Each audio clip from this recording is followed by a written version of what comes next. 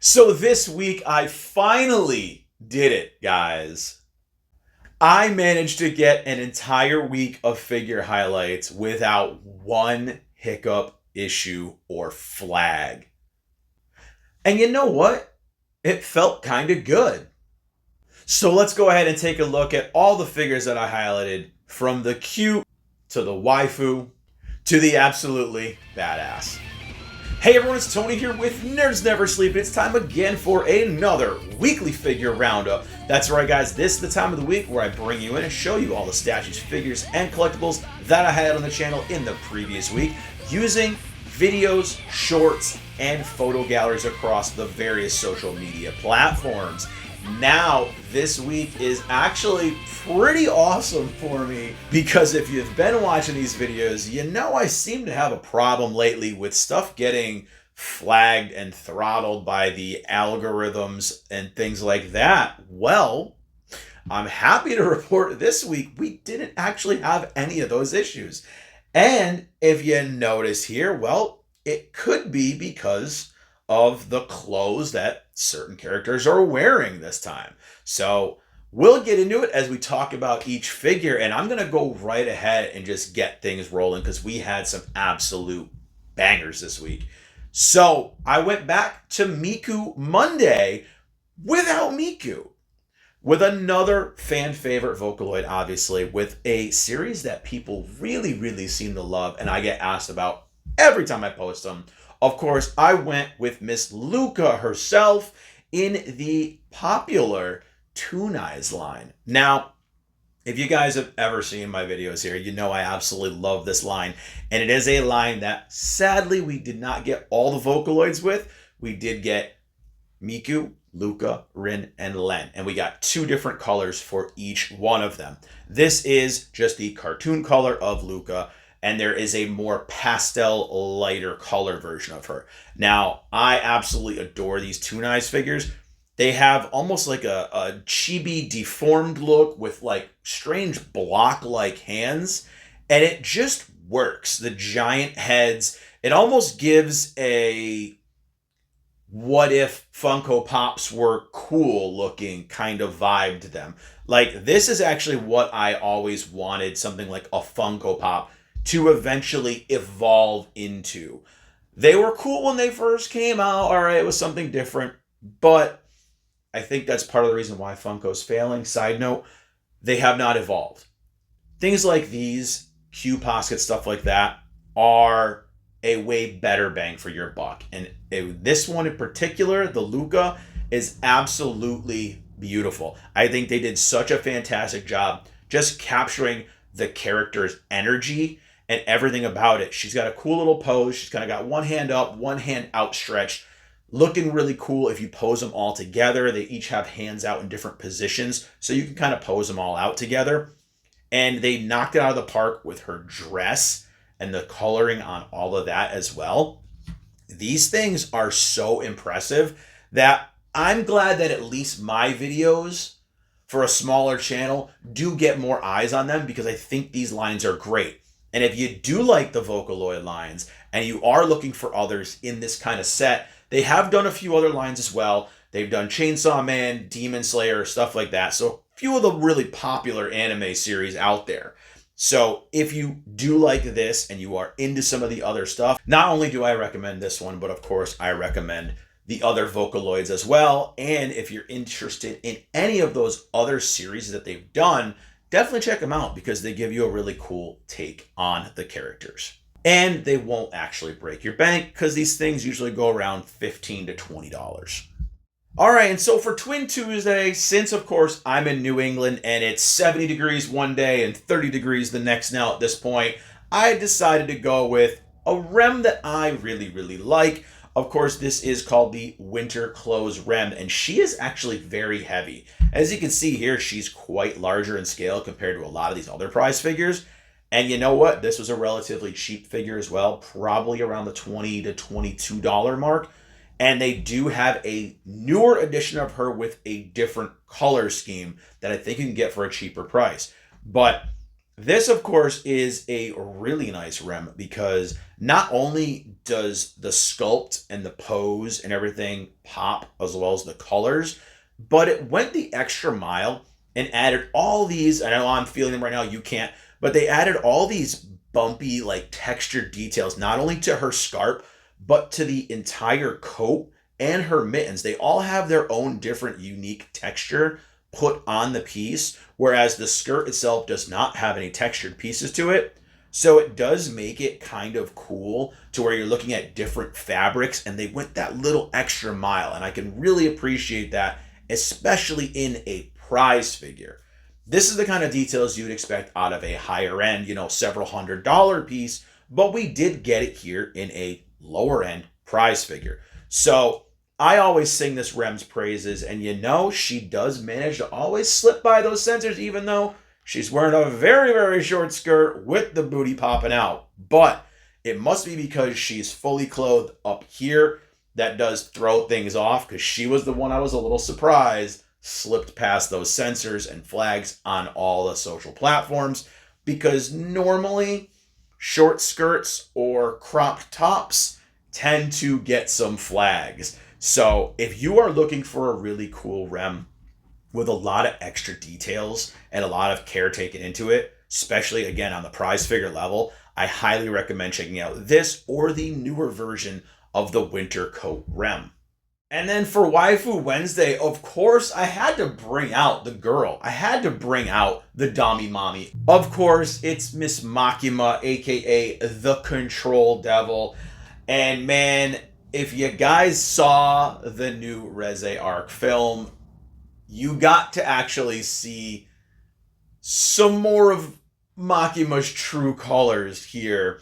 And if you didn't, well, be ready, because you'll start seeing what she's really like. No spoilers or anything, but Miss Makima is obviously a badass. She's insanely powerful in the world of Chainsaw Man, not only from a political standpoint, just from her actual, just her aura, literally, is just so good in the series. And this is a very basic prize figure, of course, by Taito. And I do actually like the fact they went a little above and beyond with the plain black base and added kind of a little hypnosis kind of thing with her name on it. Again, anything that adds a little bit of pop to those plain black bases, I can appreciate. A little effort goes a long way, and I do like that.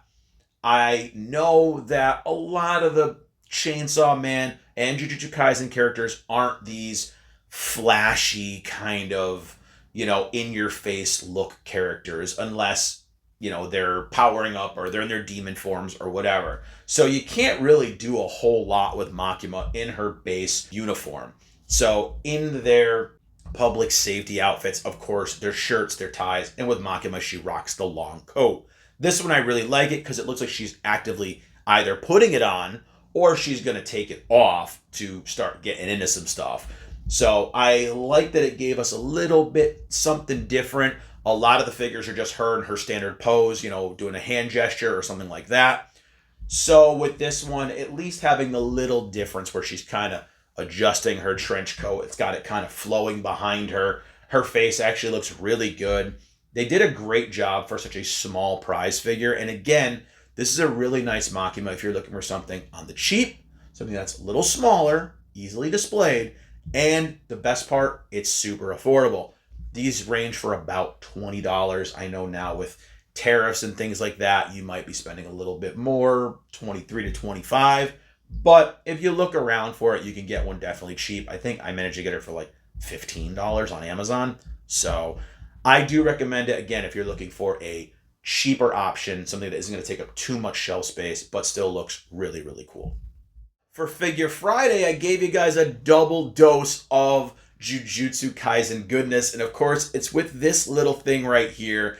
And these small little scenes are so freaking cool. These are called the Combination Battle Series by Banpresto. Now, as you can see, these are not stuck together. These do come apart. And the unfortunate part is you do have to buy these both separately. And they do cost around $20 a pop unless you can find them on sale. So the downside is these are insanely small. compared to other prize figures, and even when you scale them up against the Sega Luminasta Battle Series, which are pretty freaking big and range for around $30 a pop. So in this case, you got the combination battles, and of course this is Sukuna and Megumi, and this is kind of one of their first altercations they have together where Sukuna is just kind of toying with him, and it looks really, really cool, and I gotta give them credit because these things have an extreme lean to them, and I've had them since they came out, and they haven't fallen or leaned over or dropped or anything like that, so they do actually hold up pretty well. The bases do connect, and you can hook them together, obviously, as I have, and it creates a little battle scene, and they actually, for their size, are really, really well detailed. I just wish that they were a little bit bigger. So it does kind of depend. I know they don't have a large variety of these. There are, I think, 4 in the Jujutsu Kaisen series, and I think there are 3 in My Hero Academia. But even the My Hero ones are larger in scale than these JJK ones. And I don't know if it's because some of the other sets have 3 and 4 characters in them. I know there is one of the infamous clap battle, so to speak, where you have the 3 fighting each other and they kind of all segment off with each other. I've highlighted that one before. But this one actually does have some really great details, again, for being so small. The hair is actually sculpted perfectly. Nothing is broken off. Nothing is globbed together. Sukuna's body obviously is sculpted really well. All the tattoos and everything on him are perfectly done. And even Megumi, for as, again, plain as the JJK characters look, he looks really well done. And again, he has a perfect sculpt. So it kind of depends if I can recommend this or not based off of what you're looking for. If you are looking for a cool little diorama that you can pretty much display anywhere, these are fantastic. But seeing as how you're going to spend 15 to 25, depending on where you go, for each piece of these combination battles, where you have 2 to 4 characters in each, you're looking at a pretty penny to put them all together. Whereas with the Luminasta series from Sega, you could spend $25 to $30 and get a much larger piece that does actually connect with others as well for different battle scenes, or mix them up and create your own. So if the size is something that's going to be something that you're looking for, obviously something smaller, I can definitely recommend it, but there are better options. So while I can't definitely recommend it, it's all up to your circumstance and what you're looking for, but these things definitely do look really, really cool. So I could say I actually do like having them on my display. And then to close out the week, I decided to bring back a segment I used to kind of alternate. So on Saturdays, sometimes I would alternate Sword Art Saturday, Slayer Saturday, Schoolgirl Saturday, things like that. Something with an S. And, I haven't done one in quite a while. So I said, let's bring back some more of the boys. So this week I went for Sword Art Saturday, and I brought out this little figure of Kirito in an Integrity Knight form. And this is something you didn't actually see in the anime. You actually saw it in a mobile game. So this is actually pretty cool. It's Kirito as an Integrity Knight, and there actually is a Yu-Gi-Oh that goes with him. This thing is really, really cool. And again, its only downfall is that it's so small. And I think, again, these larger prize figures have spoiled me, because when I get a figure like this, I do get a little disappointed. But the fact that it's a different take on Kirito makes me appreciate it that much more than I normally would. This is a very unique kind of look for Kirito, much like his other ones that I have, where he's got a great sword in his hand, or he's in his fairy form, or he's in his plainclothes form. I like to have a different variety for the characters, and this is actually one of those ones that definitely stands out. I've had a bunch of people comment asking me where I got it, if it's a custom job. Nope, this is actually a licensed prize figure.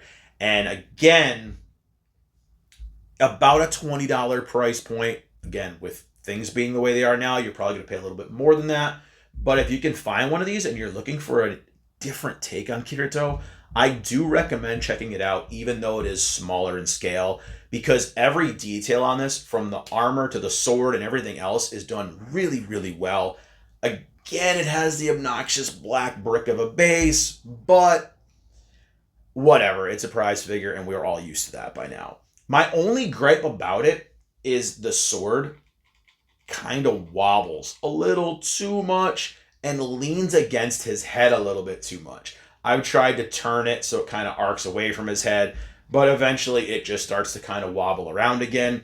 It's not the sturdiest piece, but again, it's a really cool take on Kirito, and if you are a sword art fan or a fan of Kirito, obviously I can recommend this one, but do not overpay for it. I've seen them go for like $60 online. Don't do that. Look somewhere, get it for the $20-ish price range, because obviously, as I said, he is pretty small, and I don't ever recommend overpaying for small figures. He is just a really cool piece to add to your Kirito collection, again, if you like having a little bit of variety to your sword art collection. All right, so that was your closer look at all the figures that I highlighted this week. And like I said, I'm pretty happy that this is the first time in, I can't even remember how long, that I got nothing flagged as adult content, nothing gimped in the algorithm, nothing throttled, nothing. We had everything just go out smooth without a hitch. But I will keep testing that algorithm with the waifus in different outfits, because I gotta break through that again. We'll figure it out. But at this point of the video, I always give my favorite and ask you all for your favorite as well. And since these are all prize figures, I'm going to go ahead and I'm going to pick a favorite out of all of them. And you know what? I got to go with my girl Rem here, because honestly, these are all around the same price. And this is definitely the most bang for your buck. It's not just because I have a bias towards Rem, but the details and all the different fabrics and pieces of her clothing, the sheer size of her, and again, the weight, that you can knock someone out with this thing. She's solid. It's just a damn impressive piece, and I really do enjoy it. And I do recommend checking her out, again, if you are a Rem fan. But on that note, you can't really go wrong with any of these. I can't really pick one that I don't like or I don't recommend. So you can't really go wrong either way. She's my pick. Let me know who your favorite was down in the comments below. Now for page updates, well, had a lot of problems going on this week. Still having some problems this week. And I didn't really post much last week. So I definitely failed. Other than my shorts and my roundup, I didn't have anything to post. We did do some streams. We did more Borderlands 4, which I am absolutely loving. Did a late night stream on Friday night. Probably won't do one of those again because it did not do that well. And, I thought we were going to be at the end of the game, but we weren't. I opened up a whole new zone and whole new bunch of stories. So we're going to continue that on again this week. And if people actually want me to, I'll go back and finish the last couple of chapters of Resident Evil 4. But I am also looking for suggestions on what to stream next. So if you guys have any suggestions, throw them my way, DM me, comment, whatever, and I will look into them. If I haven't already played and beaten or own it, I'll look into getting it. So not much going on. This week, I do have a What's in the Box filmed already, and it's ready to go. There won't be any delays. And I do have a couple prize figure face-offs that are partially ready to go. So I'm going to actually do a poll on the channel today on which one you guys want me to drop. It's going to either be a My Dress Up Darling, a Jujutsu Kaisen, a Hatsune Miku, or there's the fourth one. It's just a surprise one. I won't really say it, but there are a few. The last one involves some bunny girls. So that's the biggest spoiler right there. But that's pretty much it. Again, I'm trying to get a more consistent schedule going in the holidays coming up so I can kind of keep things at a stable level. But that's it for page updates. Not much going on, guys, as I said. So that's going to be it for this video. If you guys did like checking all these figures out with me today and enjoyed the video, do me a solid. Click the like button, the subscribe button, the share button. Spread that nerdiness. follow on all the socials. The links are down in the description below. And I will see you all in the next one. Bye, everyone.